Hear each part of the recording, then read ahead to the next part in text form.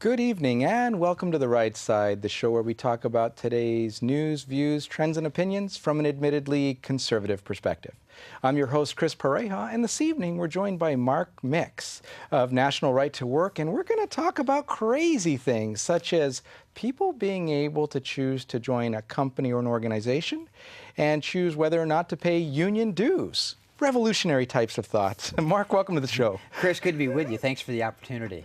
So, this heresy, or the heresy that we're talking about here, and things that are totally countercultural in California, not being able to force people to join unions and pay dues. How did you get involved in such crazy topics as this? Yeah, well, first of all, the good news is it's very, very simple. And in my limited imagination and mind, I need to take on simple things, Chris. So right to work is a really simple concept. It is, we believe that everyone should have the right to join a union, but no one should be compelled as a condition of employment to pay dues or fees to get or keep a job in America. You know, in a country that was founded on this grand idea of self-government and individual freedom, it's amazing to me and to literally millions of others to think that you can be forced to pay a private organization money in order to work in America. That's an outrage. And when I learned about that, I came from a union household. My stepfather was a 32-year member of the International Association of Machinists. My mother washed dishes in a school cafeteria, was a union member. My brother's a fourth-grade teacher in the New York school system. He has to pay union fees. I wouldn't have thought this would be a big issue until I finally got involved back in 1986 is when I started with Right to Work. And we've moved past just unions to forcing people to buy things like healthcare, as an example. So, I mean, we're getting more and more down that road. But you're actually trying to turn back the tide in the things that you're doing and put more control back in the hands of the workers themselves. Absolutely. You know, the ultimate battle here over Right to Work is really between workers and union officials. They want to make you believe that somehow big business has something to do with it. But the real theory behind Right to Work is that union officials oppose it because if, Chris, workers had a right to choose whether or not they wanted to financially support a labor union, they might choose otherwise. And so union officials have to keep them corralled in this collective. It's been that way since 1935 when we passed our federal labor policy under the Roosevelt administration that basically nationalized America's labor policy. And ever since 1935, union officials have had a dramatic ability to not only to force you into collectives, but also force you to pay for, quote, the privilege. Right, and so when you're talking about giving people a choice over paying dues or not paying dues, is there a capability of paying for part of things? So you could actually pay for the benefits that you're getting from the union, but not necessarily the political aspects of things that you may or may not agree with. Yeah, under current law, Chris, there is relief for workers that are compelled to pay fees, but it's not real relief because here's what happens under American labor law. And the cases that are on point, both in the private sector and the government sector, are National Right to Work Foundation cases litigated at the U.S. Supreme Court. The first one in the private sector was a case called Beck versus Communication Workers of America. A telephone lineman worked for the old Bell Atlantic Company on the East Coast, came to us and said, I don't like the fact that my union is using my money to support a political candidate which I oppose. We took the case. We went all the way to the U.S. Supreme Court. In 1988, the Supreme Court said that Mr. Beck, Harry Beck, could get relief. He could still be forced to pay something to the union, but he couldn't be forced to pay for the ideological or political work of the union. The problem with that, Chris, is that you have two choices. One, in order to protect your workplace rights, to vote on a contract that governs your employment, to vote in union elections that determines who leads the union, to be involved in any kind of union activity, you have to be a member of the union. So you have to pay full dues. But in order to protect your political rights, you have to resign from the union. You still have to pay fees, but you can't vote on the contract. You can't vote in union elections. You can't participate in any union activity in the workplace. So on one choice, to protect your political rights, you give up your workplace rights. To maintain your workplace rights, you give up your political rights. That's not a choice any worker should have to make. Well, that's the job level kind of manifestation of taxation without representation. Yeah, absolutely. You know, and union officials talk about it that way. They say, well, you know, you can't just avoid paying your taxes, even if you disagree with it. The one thing they don't understand is that that's government. Government is a monopolistic force that we agree to. We don't agree to monopolistic forces in the private sector like organized labor. They are not government. They are private organizations. They are private small businesses that have a revenue desire, and that revenue desire comes from government power that allows them to force a worker to pay dues or fees in order to work. Right. Yeah. And so talk to us a little bit about the things that you get involved in. You talked about these being cases that National Right to Work is involved in. Talk to us about maybe one of the, or talk about the top 3 that you're working on right now. Yeah, a couple of them. One, just on June 30th of this year, the Supreme Court issued a decision in a case called Harris v. Quinn. It was the same day they issued the the Hobby Lobby case, so we got about 15 minutes worth of fame. It was one of the 2 cases left on that final day of the term. And Harris v. Quinn was a very interesting case, Chris. It started in Illinois. 8 mothers and family members came to us after Rod Blagojevich, who was then the governor, now in federal prison. That's how they work in Illinois, right? Mayor, governor, prisoner. Something like that. Yeah. Public housing. It's all public housing all the way. But so these people, Rod Blagojevich signs an executive order that allows the Service Employees International Union to skim off some of the Medicaid money that was being used to fund for the care of these adult children who were disabled. The state of Illinois has a program where they try to keep the child in the home, and they get a stipend to pay for their care. Well, many families take care of their own children, and in the case of our 8 plaintiffs, they all took care of family members. Pam Harris, who's the namesake in the case, takes care of her son Joshua, who's 25 years old. He's developmentally disabled. He gets a stipend, and they were trying to force Pam to pay a fee to take care of her own child. 3 of our 8 plaintiffs were actually being forced at the time to pay a fee of about $800 a year. Susie Watts was taking care of her daughter in her home. She had money taken out of her Medicaid stipend for the care of the daughter and sent right to the SEIU so they could, quote, lobby for her and be her spokesman. She never asked for it, never voted for it, never wanted it, but yet she was compelled to pay these fees. And the context in which Illinois did this was they said, okay, these people, we're going to call them public employees. We're going to call them employees of the government, but we're not going to give them any benefits. We're not going to give them vacation pay or retirement programs. We're just going to call them state employees so we can collect these fees from them. Yes. Well, the case went to the 7th Circuit. We lost in the 7th Circuit. We appealed to the U.S. Supreme Court. And on January 21st of this year, we argued the case in front of the court. On June 30th, they agreed with us that these people were not employees and therefore couldn't be forced to pay this fee. The impact of this case, Chris, we believe at this point is going to affect health care and personal care providers in 14 states, 350,000 right here in California. I was going to say, this doesn't just happen in Illinois. California has its own flavor of this very same situation where in home health services, people are required to pay union dues to care for family members or others. It actually started here. It was a Gray Davis project way back in, what would that have been, 1994, 95, something like that. It kind of started here and it rolled across the country. And it was a continued kind of emphasis on these non-traditional workers that union officials are looking for dues money. Right. I mean, they've lost the manufacturing base in America. Frankly, they're trying to do babysitters and things now, right? Yeah, exactly. And they're, and workers at fast food stores and college football players, and some of these non-traditional areas of employment that they would have never been involved in before, because frankly, the business model has been really hard-pressed in the private sector. Mm-hmm. Yeah. Partially because of these kinds of philosophies pushing jobs other places in the country that don't have these problems. That's right. You know, the automotive industry is a great example of that, Chris. Right now, if you look at the totality of the automotive industry in America, 72% of every automobile manufactured, every original equipment part manufactured, is manufactured in right-to-work states, states that will not compel anyone to pay dues or fees in order to keep a job. That costs California jobs, frankly. Yes, yeah. and other places like Detroit and others who thought they had a captive market, and now people have gone where they have choices. That's right. That's right. Another case that you might find interesting is a case called Knox versus SEIU, which we litigated from here in California. Back in 2005, you may remember that Governor Schwarzenegger put up several ballot propositions that would have curtailed union power over government workers. Well, the government unions told the state to deduct a political action fee from every state worker, even non-members of the union, and put it into a political slush fund that was used to fund the opposition to these ballot propositions. Well, several employees came to us at the foundation. We argued that case. We won it at the district court level in the Ninth Circuit. Of course, we lost in the Ninth Circuit Court of Appeals. No surprise there. Nothing to see here, just move along. We appealed to the U.S. Supreme Court, and in 2012, the Supreme Court ruled that these workers could not be forced to pay for any of these special assessments that were demanded by the union officials for non-members. So we freed something like 42,000 ended up being in the class of California workers that were freed from the ability of unions to take this money and use it specifically for political purposes. Even people who aren't members. That's right. Even the non-members were forced to pay this fee, this special assessment. Because the non-members all voted that that's what they wanted to do. Well, yeah, no, they didn't. But, to your point, Chris, that's the one thing that's really the injustice here is this forced political conformity that comes with forced unionism. I mean, how is it that I can force you to let me speak for you without your consent? In common law, we have elements of a contract that we teach us in Business Law 101. It's, consideration, meeting of the minds, no duress, and it must be legal. Those are the 4 elements of a contract. In labor law, I can bind you, I can speak for you without your consent, I can force you to pay money, there's no meeting of the minds, and frankly, we believe it should be illegal. So it violates every element of a regular contract, and labor law stands that agency relationship on its head by forcing you to accept me as your quote, agent without your consent. And if you, as my self-assigned agent, feel that I should comply and I don't, I can actually physically beat the bejeebers out of you until you get to that point where you agree. Well, that's probably right, but there's an interesting point about that too, and this is another special privilege that organized labor has.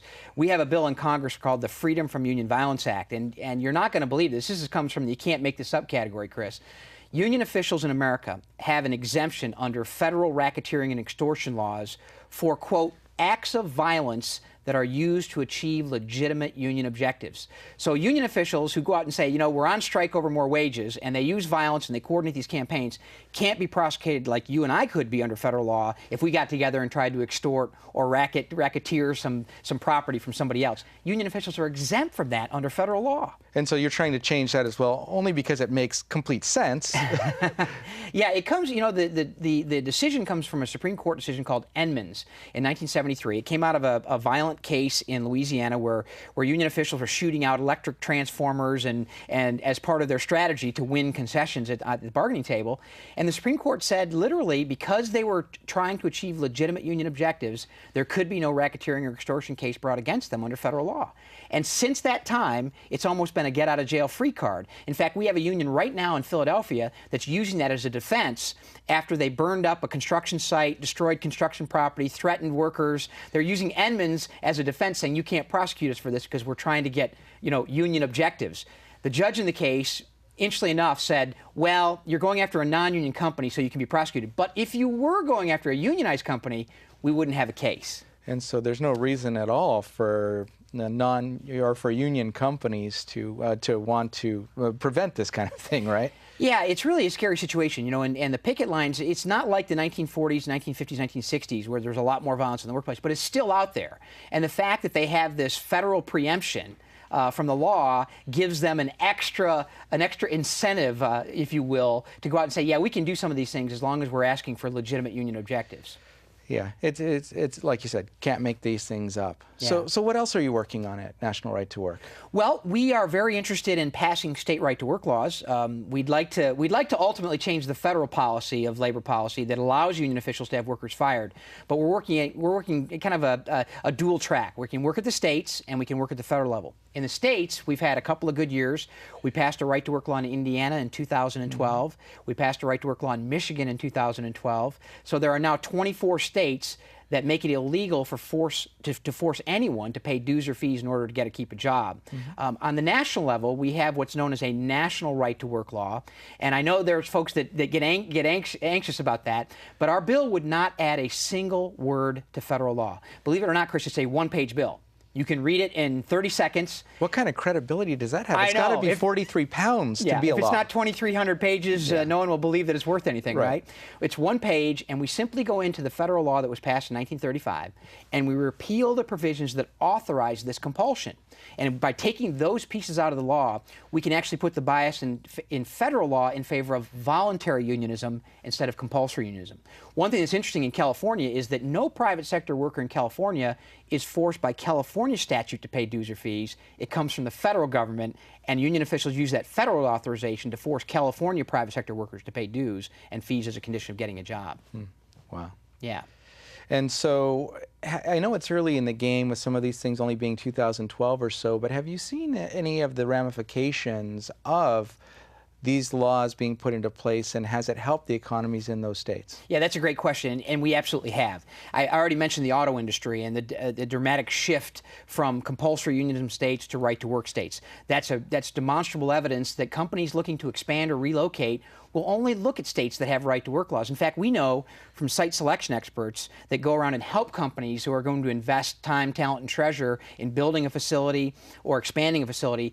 But we know that 50%, at least 50% of all companies looking to do that will not look at states that don't have right-to-work laws. That means California's off the list. Right. So what we've seen in Indiana since 2008, I mean, if you take the 2008 and the financial meltdown and you look at it from there, the right-to-work states have done dramatically better, almost double the private sector job growth in forced unionism states. Right. But that trend is even longer than just this last 5 or 6 year period. It goes back 20, 25 years where you see the industrial and the manufacturing growth that you see is happening in right-to-work states, like BMW in South Carolina, Boeing in South Carolina. I was going to bring up Boeing. Yeah. They've looked at other places, and now the Boeing plant in Charleston, South Carolina, has over 6,000 workers. They're taking the 787 Dreamliner airframe there. They're increasing productivity. And all this happened when you didn't lose one job in Washington State. You know, this has been good for America, and it's been good for those folks in Charleston, certainly, and it's good for our country because we're exporting those airplanes, and that's important. Right. And so that destroys one of the arguments of if you go there, you're automatically destroying jobs in other places, and what's wrong with you, you evil. Yeah, that's right. And actually, Chris, they raised that issue in the Boeing case. You may not remember this. It was a fairly large story. Basically, when Boeing announced they were going to open the plant in North Charleston, they'd built it. They'd already invested like literally hundreds of millions of dollars in building the plant. About 3 weeks before it was going to open, the unions in Washington State, the Machinists Union, filed a lawsuit with the National Labor Relations Board. Yes. And the National Labor Relations Board General Counsel issued a complaint saying, I believe there's merit here. The remedy, if Boeing would have lost that case, is they would have not been able to manufacture aircraft at this new facility. Right. And so the issue there, Chris, to your point, was not one job was lost in Washington, not one. In fact, they've ramped up production there as well on this body design, the 787. Mm-hmm. They were just building a new factory, a new facility, and the Machinists Union was so worried about it, they said, we got to file a charge. And the Obama administration's general counsel there said, yeah, we think there's a problem here. Right.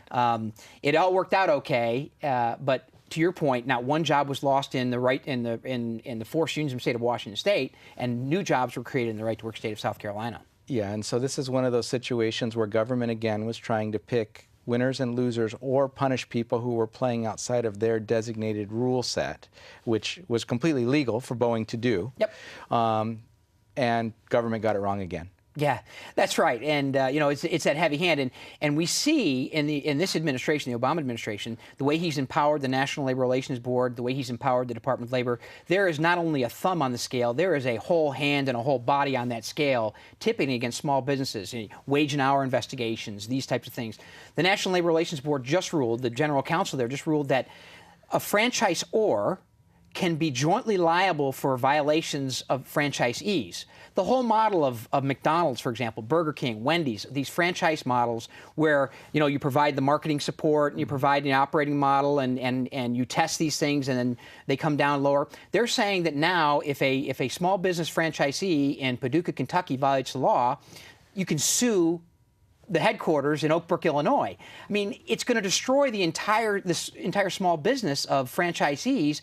But because if a franchisor is going to be liable, they're going to have to exert a lot more control over all the decisions at the local level. Right. And really radically change a model that's worked well for many, many small business people in America. And you may or may not be able to answer this question, but are you able to tell us whether or not there's a huge wage differential in states that are unionized versus right to work? Yeah, we are. And in fact, you know, union officials make that point. That's one of their leading points about right to work laws. They'll say, well, the wages are less in right to work states. The problem with that statement is even their own research shows that's wrong, because what you do when you compare things, for example, if I'm going to compare the salary of a plumber in San Francisco to the salary of a plumber in Provo, Utah, I'm going to recognize that the plumber in San Francisco is going to make more money on an hourly basis. No question about it. And the cost of living is considerably higher. And that's the point. When the unions themselves adjust wages for cost of living, they find that workers in right-to-work states have more purchasing power and more disposable income than workers in forced unionism states.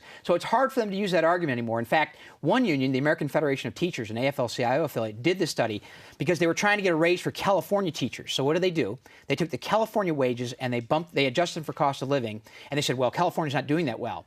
Well, what we did is we took their same metrics, adjusted for cost of living on regular wages for all workers, and we found that workers, according to their methodology in right-to-work states, had $2,300 more to spend each year.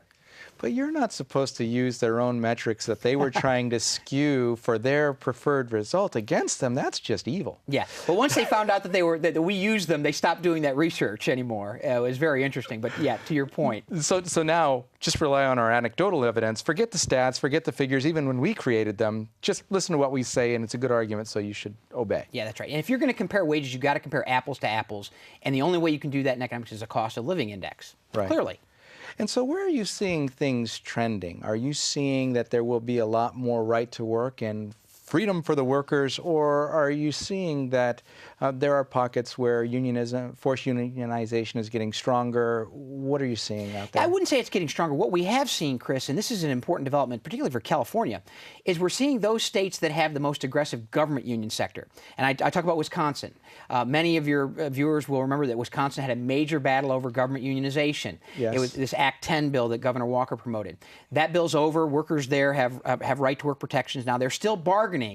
But Wisconsin, kind of ironically, was the first state to go down that path in the mid-1950s. They were the first state to recognize government unions as representative government employees. And they're now the first state to radically go back and reform it to a large degree. I think that trend is growing as people look at the financial condition of states. I mean, you can't look at California and Illinois without saying there's a problem that's got to be addressed. And I think one of the issues that you have to address there is the legacy costs, the promises that have been made to state workers. That's the real injustice. It is. These promises were made to these hardworking state government officials, and they're not going to be able to keep them. Exactly. So people have signed up for all of the benefits, and their taxation, in some cases without representation, and at the same time aren't going to get the promises. Yeah, that's really what bothers me a great deal about this, is that all these things have been negotiated. You know, because I think it was one government union official in California talked about, you know, their ability to extract money from workers, use that money to elect politicians, and then sit at the other side of the table with the politicians. She said, this is pretty good when you can hire your own boss.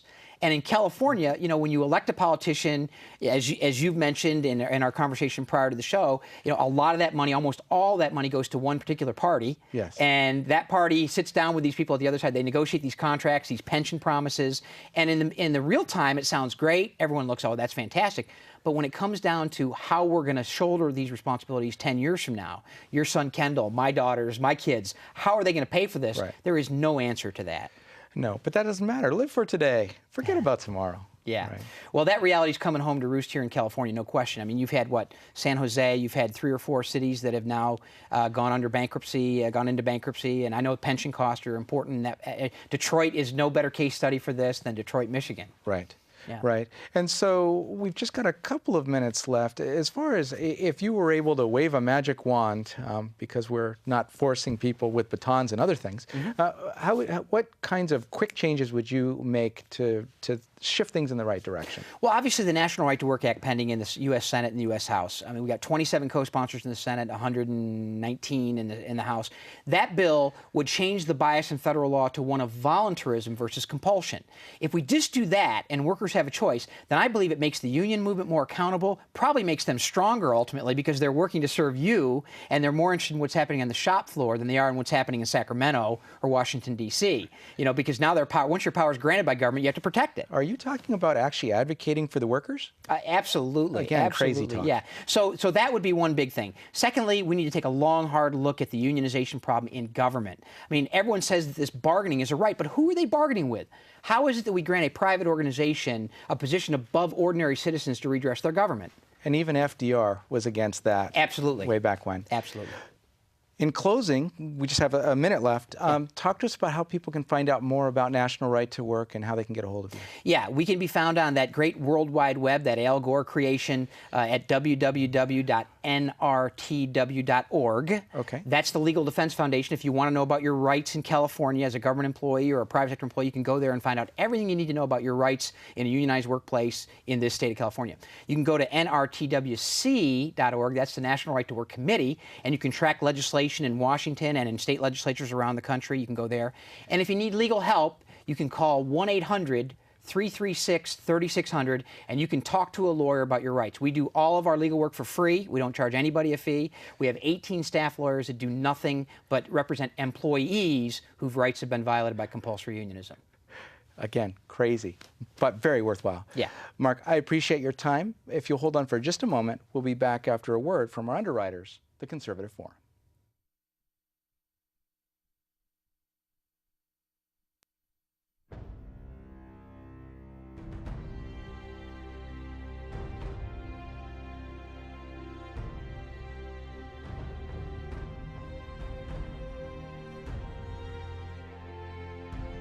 The Conservative Forum of Silicon Valley began with 20 conservatives meeting at a restaurant in November of 2003.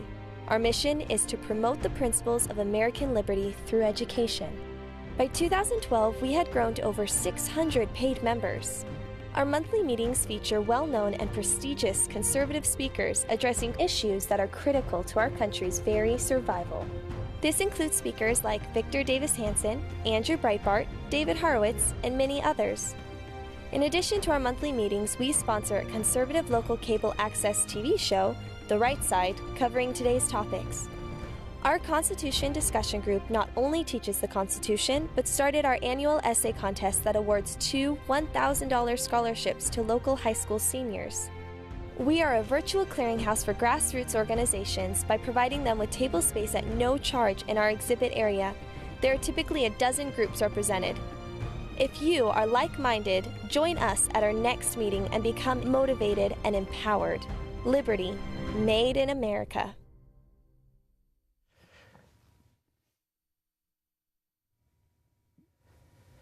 And welcome back to The Right Side. That was a word from our underwriters, the Conservative Forum. We thank them tremendously for making the show possible, and we're actually coming up on nearly the end of our 3rd year now, so they are greatly appreciated. But what they're best known for is their speaker series. And this evening, the reason we were able to have Mark on the show is he'll be speaking at the Forum at 432 Stearland Road here in Mountain View, about 3 or 4 minutes here from the studio. But in upcoming months, you'll find speakers such as in October, Pam Geller. She's a blogger and commentator on Islam, and that's sure to be a conversation that raises some eyebrows, but also shows people some real areas for concern. In November, on the 11th, James O'Keefe, founder of Project Veritas. A lot of his work has been out there in conservative and libertarian circles. In December, Adam Gillette, director of development and outreach for the Motion Picture Institute. And coming up in May, on the 12th, Alan West, former representative from Florida, just all-around advocate for all things conservative, and guy that makes way too much sense for people who don't have their knowledge base squared away correctly. So if you get a chance, please do stop by in person to watch one of the presentations at the Forum. And you can learn more at theconservativeforum.com. In closing tonight, I just want to reiterate what Mark was saying about that workers should have the right to choose whether or not they are compelled to pay union dues and properly get their representation, not only on the shop floor, but in the state and federal halls where legislation is often passed, but not necessarily to the benefit or to the opinions of all of the workers who are being taxed but not represented. Learn more about National Right to Work. Google them, find out about their YouTube channel, the Facebook, and others, and track Mark down and reach out to him with questions you may have. On that note, I do want to thank you for watching The Right Side this evening. Again, I've been your host, Chris Pareja, and we'll look forward to seeing you on the show or in person sometime soon. And in the meantime, you can also reach out to us at therightsidetv@gmail.com. Thanks for joining us, and have a great night.